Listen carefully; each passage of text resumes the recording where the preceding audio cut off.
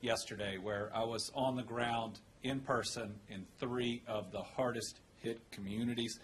Important to see it firsthand, to hear about the specific needs, and to react in real time. In fact, we were able to connect one healthcare organization that showed up at one of our facilities with needs with another that is going to help them meet those needs. So we started out at the Perry County Emergency Operations Center in their courthouse. An opportunity to meet with their emergency director, Director Stady, as well as the county judge, the mayor, and a number of the other local officials that are responding.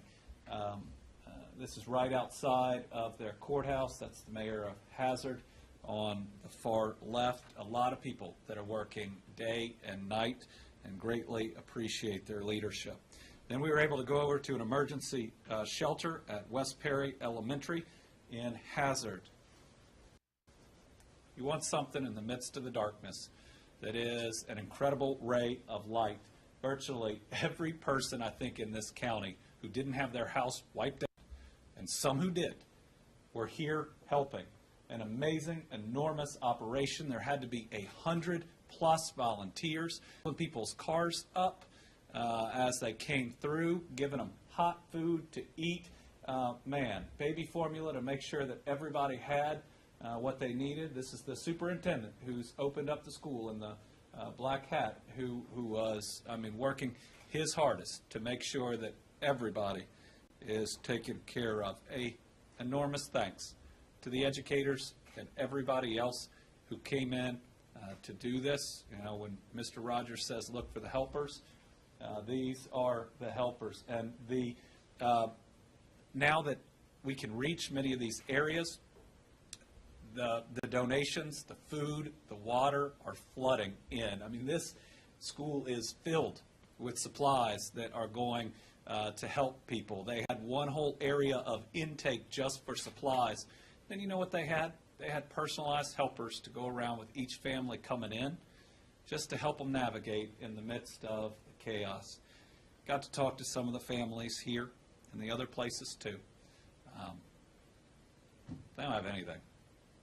The clothes on their back, but happy to be alive and grateful for the folks that are helping out. Right before I left, I talked to the principal of one of the elementary schools who was away, was able to get to his house and had to pull his kids out of a second-story window. Again, they are feel blessed to be here. They had family members picking up supplies from here. Perry County hit hard. Then we went down to Knott County. It is really hard to describe the devastation there. First, we went to the Knott County Sportsplex, where we had a briefing with local officials, volunteers, and their families. This is just outside. Again, people driving up and getting supplies, but you go inside and mountains of clothes. And I got to tell you, it's tough to watch people sorting through clothes, trying to find the size that fits their family members when they have absolutely nothing. But just looking at folks taking down people's information, now they've heard that FEMA's going to offer individual assistance to make sure that nobody gets left behind. This is the judge right next to me. The mayor is in the, I guess that's kind of salmon-colored shirt. You got the state senator and the magistrate that are here as well. Fish and Wildlife, got a chance to thank them for all those rescues, and they're the ones finding most of the bodies, so make sure they're taking care of themselves. And then we drove down one of the worst hit areas with the judge, and oh wait, this is a church on the way out that set up yet another place where people can get help. The fire department's grilling out right there next to it. There are so many supplies inside. They are accepting everything but clothes. They want to make sure that they're getting water, formula, diapers, all the rest. This is Faith in Action. And there was a Boy Scout troop from Winchester that had just shown up, that they didn't know was coming, that was helping out inside. But then we went down one of the hardest hit areas really hard to describe. I don't know if we have a couple photos of it, but I mean, houses swept away for miles. They don't know where some parts of people's houses are. Schools, both in Perry and in Knott County, just ruined. And it's going to take millions of dollars to ultimately repair. Even drove by and got out of the site where those 4 kids were swept away. I've had to do a lot of things that are hard as governor, and that was certainly one of the hardest. And then we headed up to Letcher County, where Letcher was one of the hardest areas to get to, and one of the areas where, because people couldn't get to them, they had set up their own emergency operation, again, trying to help people out, a room full of educators and volunteers helping other people. Got to talk in their emergency operations center. Harlan has set up their road crews, their emergency operations team. Their judge was there too, helping out. And then last thing, we were on the ground. Oh, geez. Virtually all the day was a visit in Whitesburg to a neighborhood with people I know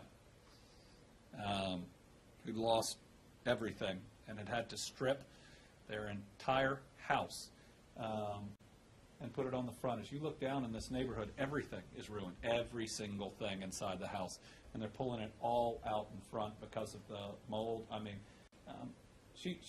this woman standing next to me was in somebody else's house helping when we showed up, and she walked me down to hers, and there's nothing left. But she got her daughter out, and her daughter's younger than mine, but all the same toys, just gone. Those are her, just wiped out. Mayor in the back, in the blue, there again, helping to, this whole neighborhood had to be rescued, and it was only them. Right? Nobody else could get there. So it was them in kayaks. There was a kid who, the water got so high, could use a jet ski that they had. It was driving around up on top of people's porches to get them out. But let me tell you, these are incredibly strong people.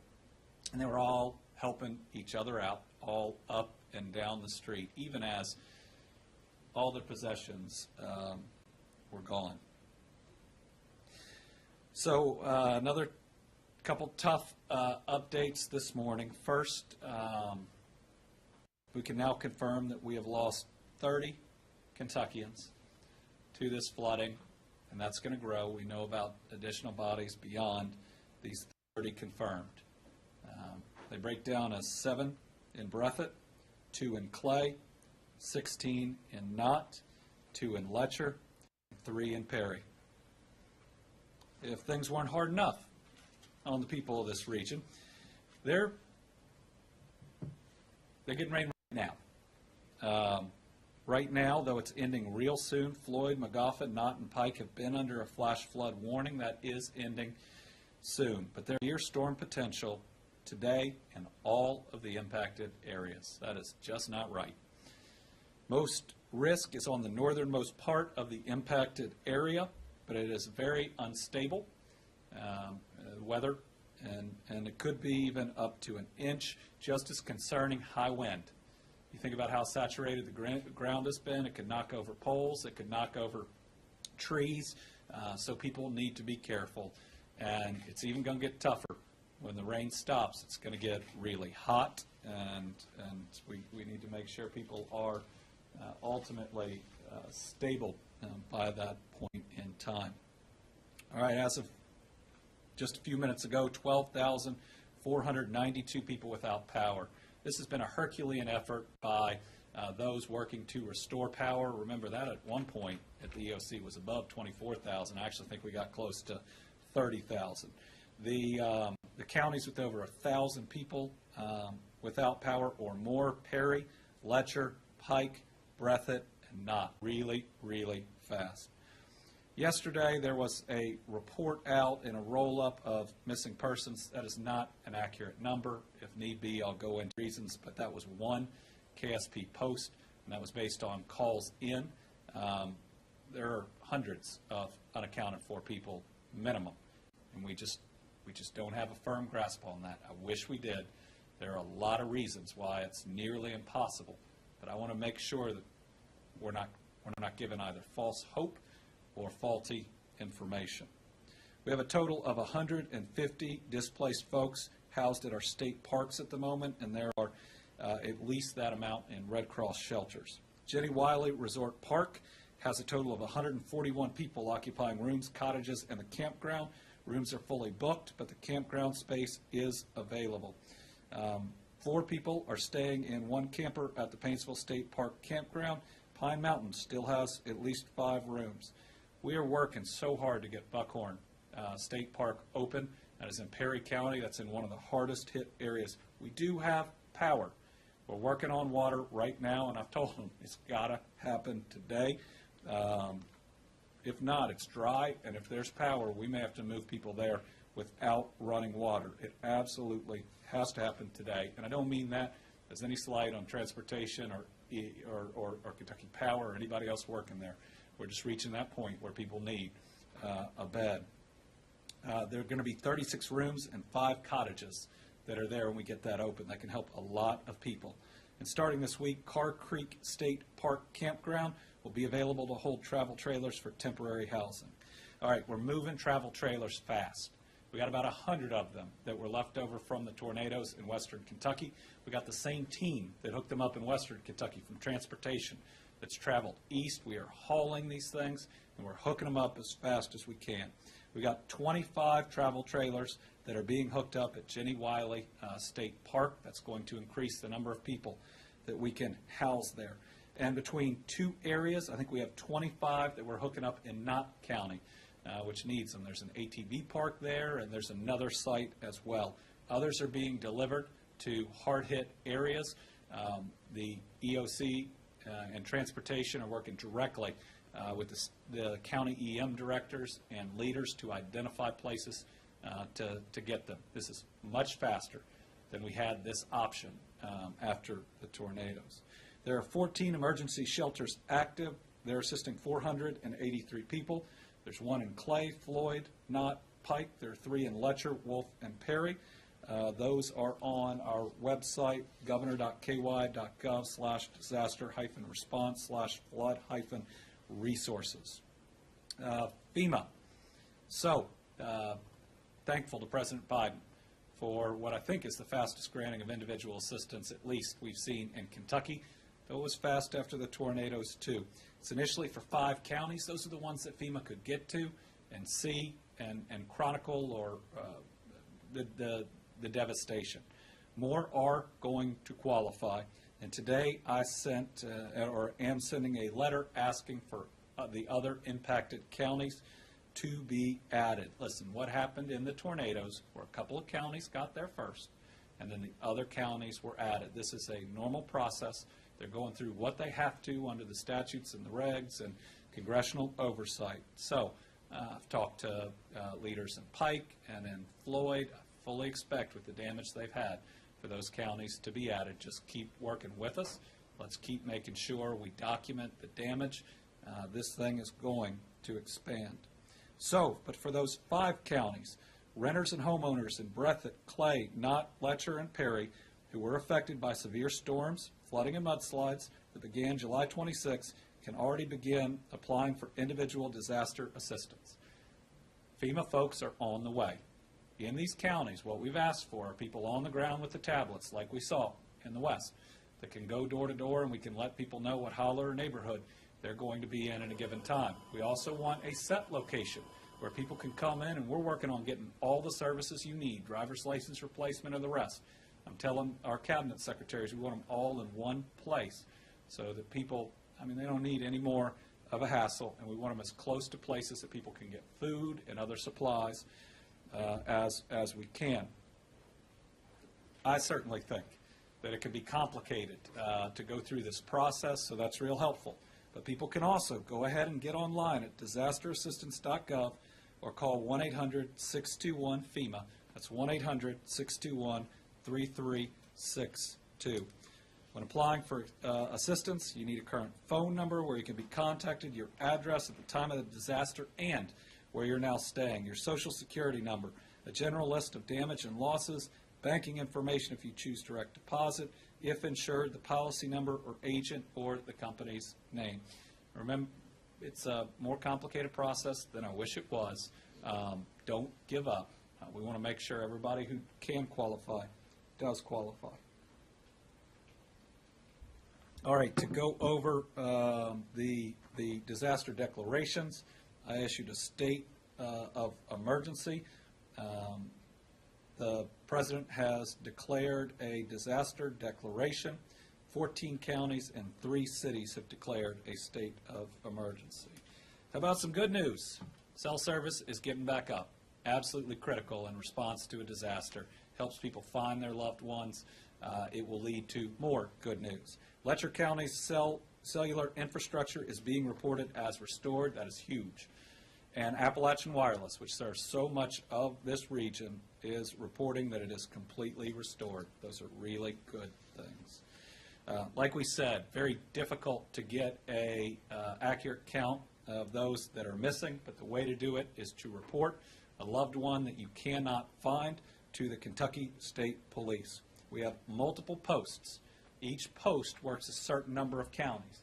We need you, if your loved one is in any one of these counties and you can't find them, or your friend, or the people that you know that you've tried to reach out to, we need you to call the numbers that are on the screen right now and give as much information on them as you can.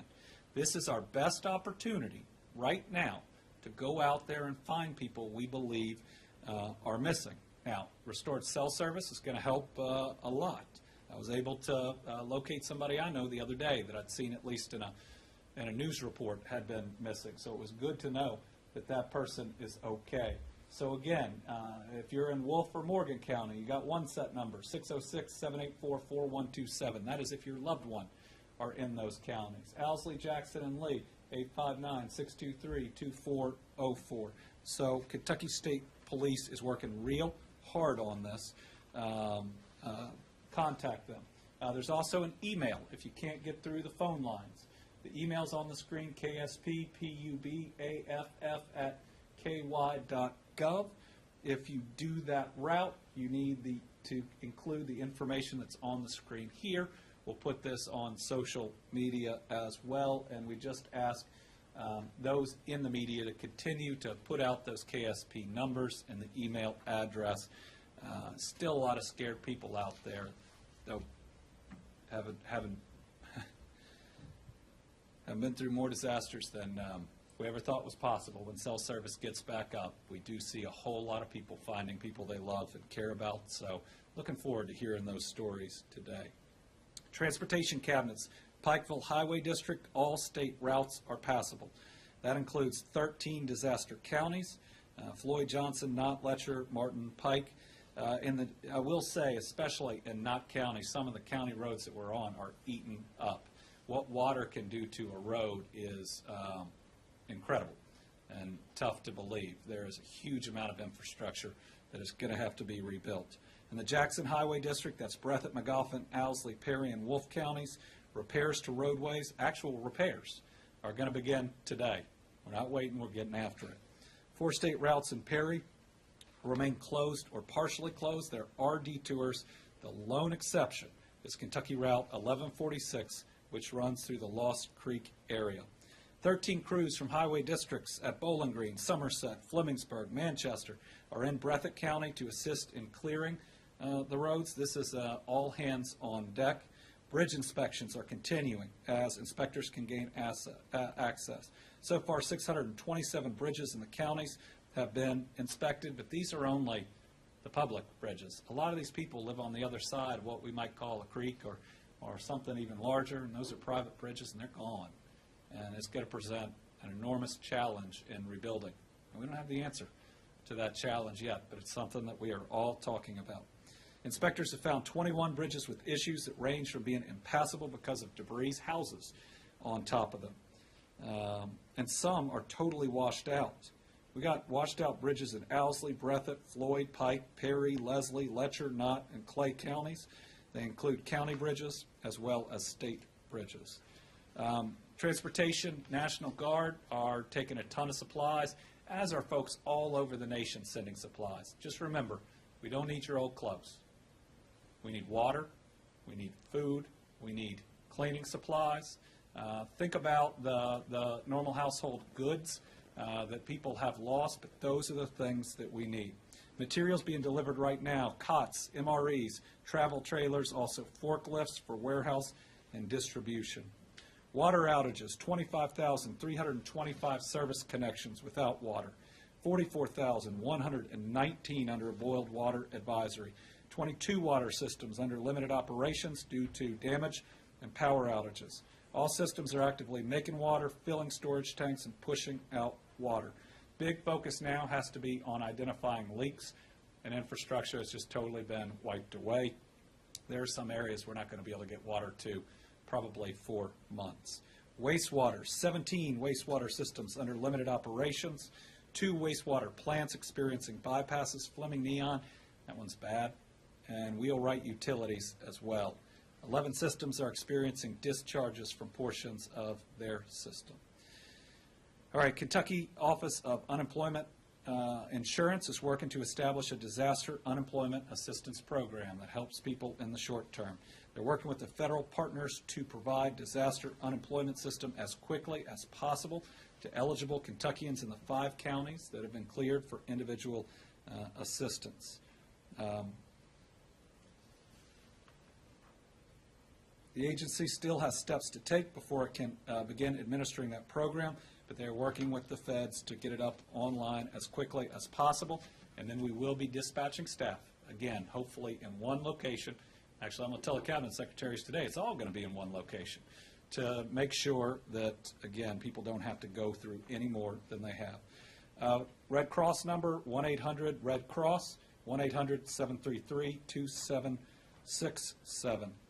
A couple of legal steps we've taken here at the state level: our state of emergency, price gouging prohibition. Heard about one potential example of price gouging yesterday. Asked them to call the Attorney General's office, which has the statutory power to take action. Pharmaceuticals: we sign an EO that gives pharmacies the authority to do emergency refills and to temporarily operate pharmacies in locations that they otherwise couldn't. Talk to a pharmacist in Letcher County, in that neighborhood, who had, a harrowing escape. They were pulled out on that jet ski that is still going to work to fill prescriptions, because think about what people need right now, whether it's their dialysis or others, insulin, and they didn't have power, they don't have internet, they're filling things out, but they're there to help their people. We've also waived weight limit and hour limits for trucks coming in, bringing supplies. We've suspended the UI work search and 7-day waiting period requirements so people can get help early. Out-of-state electricians' licenses and 14-day grace period for electric inspections. That's get houses up and running, HVAC's working. We created the TEAM Eastern Kentucky Flood Relief Fund, and I'm now working to waive fees on replacing driver's license and permits and fees for replacing car registrations and titles. People are going to have to get all of that again. Donations to the Team Kentucky Flood Relief Fund. This is the Team Eastern Kentucky Fund. It's the only fund I know of that's going to be fully transparent, subject to open records, under legislative oversight, and has pledged 100% of the funds to help these families with no administrative costs. 12,035 donations, a little over $1.5 million. All right, a couple things that we're going to do to show compassion, to honor those that are lost, and to recognize the struggle that people are going through. First, I'm directing all flags at all state office buildings being lowered to half staff for 1 week in honor of the Kentuckians who are lost or who have been impacted by the flooding events in eastern Kentucky.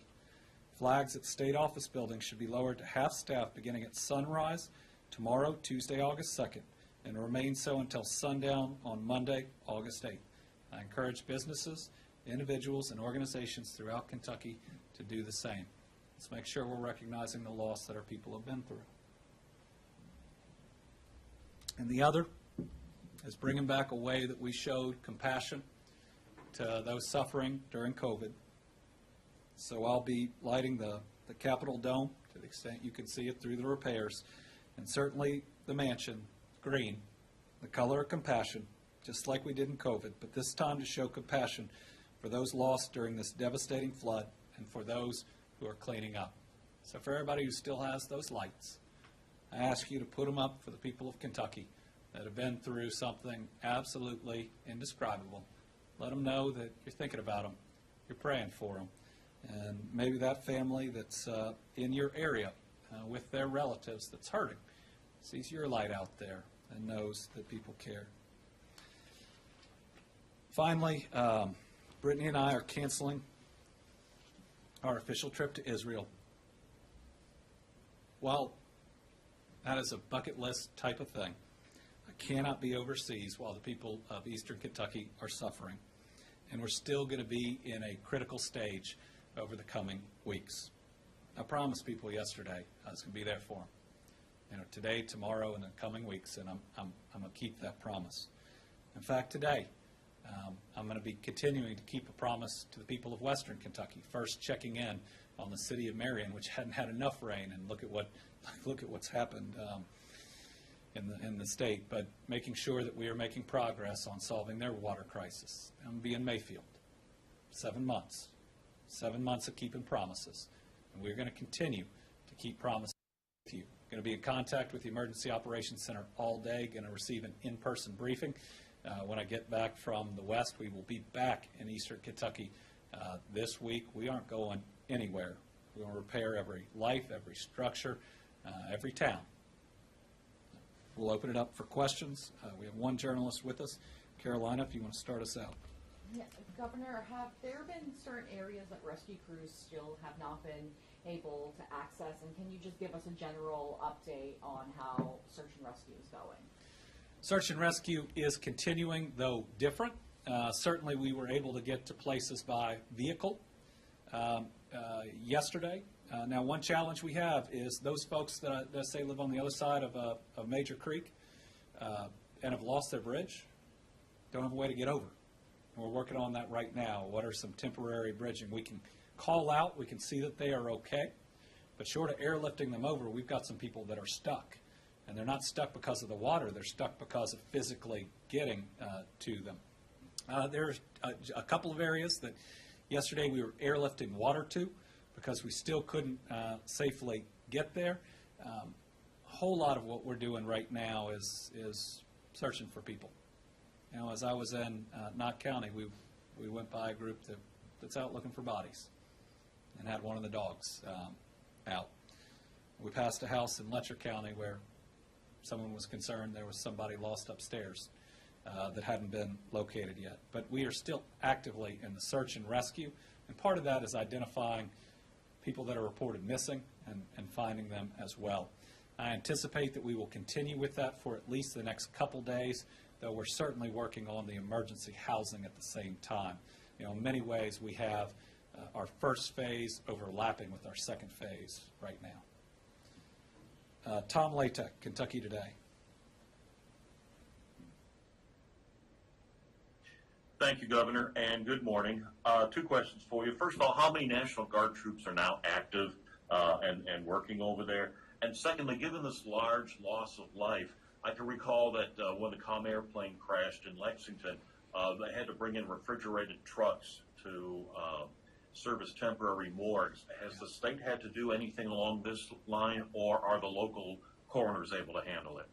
So we have over 300 National Guard active right now. Their mission's going to change a lot more to supplies, search and rescue, augmenting police, traffic, debris removal. They're really good at it, and our Guard has been amazing. I got a chance to spend just a moment with our Guard that have been airlifting people, and they were exhausted, but they were living their mission, and they were ready to go again at a moment's notice. We are so proud of them, the state police, Fish and Wildlife, and local law enforcement, and Kentucky State Police, and individual citizens who rescued more people than all those others, I think, combined. These are neighbors, not just helping neighbors, but saving their lives. We are proud of all of them. What we've had to do is fly the bodies here to Frankfurt, to have enough staff to perform the autopsies. We do have a refrigerator truck being used right now because we didn't have enough morgue capacity. So, yes, that happened here in Kentucky. Stan Ingold from WEKU. Thank you, Governor. I also have two questions. The first, you mentioned the high temperatures that are coming later this week, and you mentioned the setup of cooling stations. What progress is being made on getting those set up, and what will those provide? And my second question is that, much of Eastern Kentucky was in the red for community spread for COVID. I know the priority is to get people safe and get them housed, but is there any concern with COVID with these shelters where people are going to be in place? I'll start with the second one. Yes. And so our goal is to move people from congregate shelters, that's where a whole bunch of people are in a gym, to individual rooms, for instance, at a state park or at a motel. We had to do the exact same thing in the aftermath of the tornadoes at a time when there was also real spread. But you're absolutely right on the priority. Number one, we get them safe and we get them stable. And then we try to get them in the best position possible to prevent that spread. DPH is also providing tests, masks, vaccines. We still have for anybody who wants or needs them. Let me get an update on cooling centers. I will say power is getting back up faster than we had anticipated. We have a whole lot of the counties that have 500, 150 total service connections. That's, you use that in water, but these could be homes, businesses, et cetera, that do have power. That means that they're going to be in better shape. And most areas have at least a location, schools or others that are up and running that could serve as cooling stations. I think it's very likely that the areas being used to distribute goods and or provide shelters, which I think all of our shelters now have power, will also be able to double for that. But we're dealing with rain again today. But heat's coming, and we got to be prepared for it. John Cheeves, Herald Leader. Thank you, Governor. So we've got several hundred people right now displaced that stay in state resort parks or in Red Cross shelters. You touched on this a little bit about bringing in trailers from Western Kentucky, but what is the plan going forward, say over the next week, 2 weeks, to make sure that everyone keeps a roof over their head, especially in an area that, as you know, didn't have enough housing to begin with, even in the best of times? Yeah, so our goal is to get everybody stable. And first, to make sure we know where everybody is, we got a roof over their head and we can feed them. And then it's to get them in a more stable, intermediate housing type situation. Now, what always happens in Kentucky is relatives and others reach out and take people in. And that has always been, even when we're working on all the other options, the number one way that we take care of each other in Kentucky. Now, we ordered 200 trailers for Western Kentucky, which we believed we easily needed, given the number of people out there. But relatives and friends said, come on in, we'll take care of you as long as you need. And that's happening right now. I kept asking people yesterday, you got a place to stay? My brother, my sister, friends down the street, they were looking at other people saying, we're going to be neighbors for the next couple months. But certainly the travel trailers are going to be a really big piece of it. And looking at all the different housing options, but you were right. Fewer housing options than most disasters face. That was the case in the West because the other towns with housing options are so far away. But it's going to be a really important challenge to make sure we don't lose towns. That's very possible in the situation we face. We cannot let that happen. About 100 travel trailers are ultimately going to come from the west to the east. That's before any type of FEMA work as well. A huge issue, though, is going to be that most of these folks don't have flood insurance. It's too expensive. So even if they get the maximum from FEMA, we're going to have a real challenge on the costs of rebuilding. Did have a good conversation with President Stivers, multiple senators and representatives today.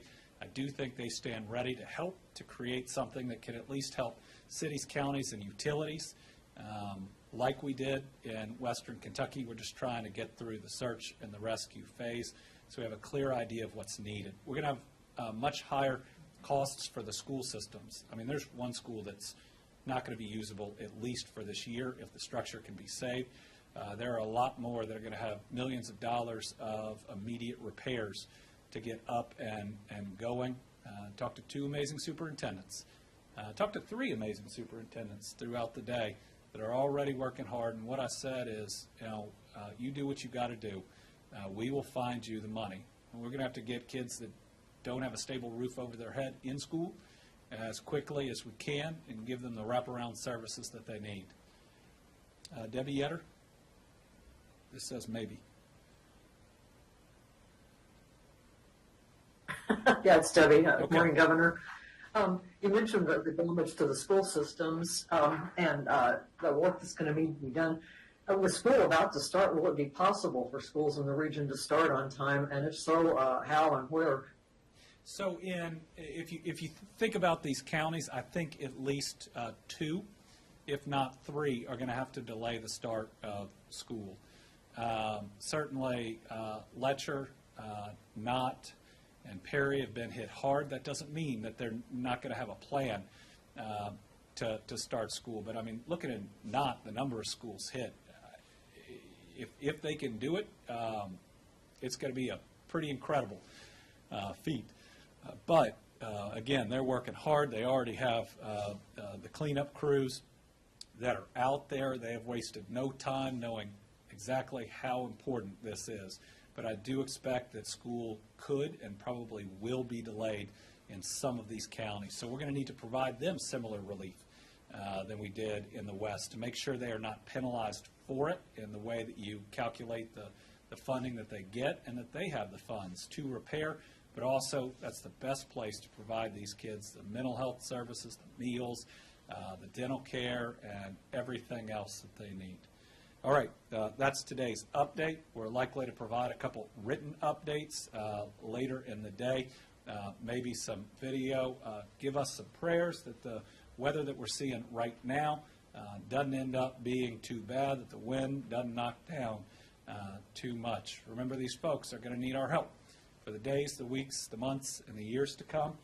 You can help by donating to the Team Eastern Kentucky Flood Relief Fund or other opportunities. Remember, water, cleaning supplies, household goods are things that people need. You can see areas to donate on our website. They don't need your used clothes. They need new stuff that can help them. God bless. These are amazing folks. They're hurting, but they're strong. And it's amazing to see how they're helping each other, even if they got nothing left. Thanks.